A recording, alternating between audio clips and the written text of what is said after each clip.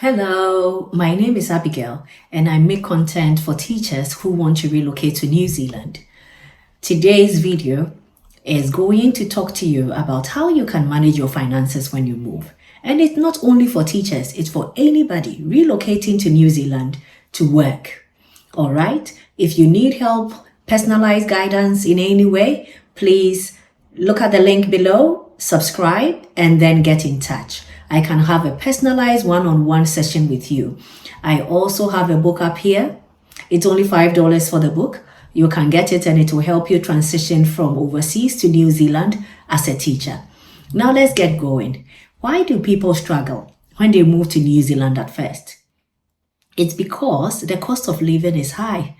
But even though the cost of living is high, there are ways to manage it and thrive in New Zealand and not just survive.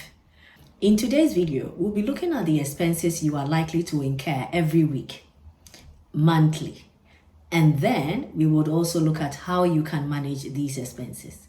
Either you are single, married, or with family. The cost of living anywhere else in the world is actually high. And we can see this when we buy things, when we go on vehicles, or when we do our normal grocery shopping. New Zealand is no exception. So have a look. Now, the first aspect is your rent, and that will be your biggest expense. Some people choose to share flats. That will cost you around $180 to $300 per week. So if you and your spouse would want to share a flat with somebody, it is something to consider. It is cheaper. If you prefer to have your own place, then it will be a one-bedroom apartment, which will be about $400 to $600 a week. If you want a two-bedroom place because you've got family or you'll be expecting family, then that will be around 550 to 750 New Zealand dollars per week. If you live in Auckland, then expect higher prices. So you can either start with a flatting and save $200 to $300 weekly, or you can be on your own in a one-bedroom or a two-bedroom apartment. Now, groceries. We must all eat, right? So the groceries, weekly groceries could be around 80 to 150 if it's just you and your spouse. Now, places you can shop for cheaper groceries will be Park and Save. When you come in, you would notice. And I love the Chinese shops because they've got fresh vegetables, they have meat, they've got fish, and they have fruits.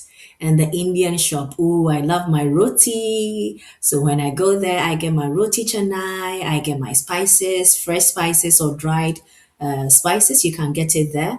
Their rice, the bag of rice is also really affordable. And I get big container of oil, and they are all cheaper options. Eating out can add up to 50 to 100 New Zealand dollars to your weekly bill. If you want to eat out, then you can also use several apps which are available in New Zealand. My favorite is called the First Table. So with the First Table, you eat and you pay only 50% of your bill. And it gives you the chance to also visit several restaurants. So that is also awesome. Another app I use is also called Gone Good. So Gone Good allows you to also taste different kinds of food, and you can register online and just go and pick up foods. You just make the payment online. Whichever food is available, you go and pick up. I have picked pizza before. I have picked roti. I have picked biryani as well. I have picked Chinese food using Gone Good. So you can try that one too. Yeah. Now, transportation, moving around, you would definitely need a public transport if you don't have your own vehicle. If you have your own car, then you will pay about $70 to $120 per week by buying gas. And then if you are using the public transport, which is affordable, you will pay about $30 to $60 per week, depending on the distance from your home to your workplace. Now, also bear in mind, you would need more time in the mornings when you are going to work because the public transport stops very so often. And that could be if your work is starting at 8 in the morning, you would have to set out around 6:30. Okay. But if you have your own transport, then it means you can set off maybe 15 minutes to time or 30 minutes to time, depending on the traffic. Okay. Now choose your location wisely to reduce transportation cost. It is advised that you live very close to your workplace so that it shortens your commute time. Other expenses could be your phone bill, which will likely be around $10 to $20 per week. Personal items you might want to buy for yourself. Maybe you want to buy shoes, shirts, maybe just go for ice cream, something nice you would want to get for yourself. You can budget around $20 to $50 per week. Entertainment, you may want to go and watch a movie, go to a bar, get yourself a drink, or maybe go out with friends. You might need about $50 a week for that. Now, if you add this up, your total monthly reality for sharing a flat will be about 1,200 to 1,800 a month. If you are living alone, if you are not sharing the flat, you'll be paying about 2,500 to 3,500 a month. Okay. Now let's look at the weekly cost summary. So for a week, a single person who is sharing a flat is likely to pay 200 to 500. Groceries will be about 80 to 150. Transport will be about 30 to 60, and other costs could be about 50 to 100. The total for the week is likely to be between 360 to 610 New Zealand dollars per week. Now, a single person who is not sharing a flat is likely to pay rent 400 to 600 a week. Groceries will be around 100 to 150. Transportation will be about 50 to 120, and other expenses would be around 80 to 150. The total is likely to be 630 to 1020 per week. This is because once you are sharing the flat, you normally share your groceries, you can carpool, so it also helps. Yeah.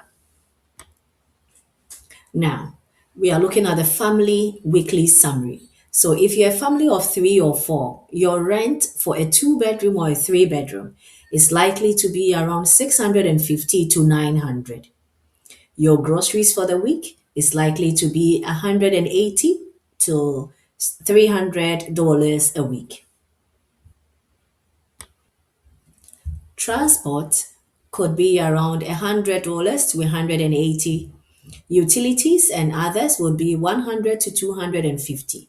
So the total for a family of three or four will range between $1,000 to 1,600 per week. Now, for the monthly cost, that will be rent for 2 to 3 bedroom house, 650 to 900, groceries, 180 to 300, your utilities, which will include your power, your internet, your water, will be between 50 to 90 per week. Your transport will be 100 to 180. Child related cost could be 50 to 200 per week. So total estimate monthly for a family will be about 3,500 to 500 to 5,500 per month. Now, this is where people get scared because you check your salary and then you look at the cost and you're like, where would the money come from? So, we are going to learn about some ways to manage the cost of living in Auckland. You can bring the prices down if you know what to do. Okay. The first one, live close to your workplace. This will cut your cost down and it saves a lot of time. When you are so tired after work, you will not want to drive for such a long distance just to get to home and relax. It is better you live very close to your work and then you can just enjoy life, come home quickly, get things sorted, and you are done. Now, the next one is to buy second-hand furniture. You can use Facebook Marketplace or Trade Me instead of buying brand new. As a new migrant or even a person living here for a year or two, you will realize that most of the things we buy online or from Facebook Marketplace are practically new. People have used it for a year or two and have kept it in such good condition. So why not make use of it? One thing you can also do is to split bulk purchase. Now, if you are able to split the bulk purchase, it makes your life easy. So you can decide to go to Costco. Costco is really good. You can buy things in bulk. You can buy a box of milk, chips for kids, drink, something, and then you can share with other people. If you have flatmates, you can share with them. If you have friends from your church, your community, your gym, your teachers, any of your friends, you can decide to do that and it reduces your cost as well. Use free activities. New Zealand has a lot of free activities and you don't have to pay for any of this, so make use of it. They've got the lovely beaches, parks, community events, and so many things. Every season comes with different events. If it's summer, they have a lot of summer in the park activities. If it's winter, we have lovely indoor activities. And all year round, there's always something for you and your family to do without paying anything. Even movies, they have movies in the park. So these are all things you can do. Just go with your own food, make your own popcorn at home, go with your drinks, go with your mat, sit down, just have a good time as a family. What you can also do to help is to plan your meals weekly. So you buy in bulk, you plan for the meals, you would know what you and your family need for breakfast, lunch, and dinner. And if you need extra snacks, you just buy them in bulk. If you have friends who work for companies that produce a lot of snacks, you can also actually speak to them. At times, they have employee discounts, so they can buy snacks in bulk for you. Now, I hope all of these tips will actually help you to manage your finances or your cost of living in New Zealand. Do not be scared. If other people have done it, you can equally do it. I would love to leave you with a bonus tip.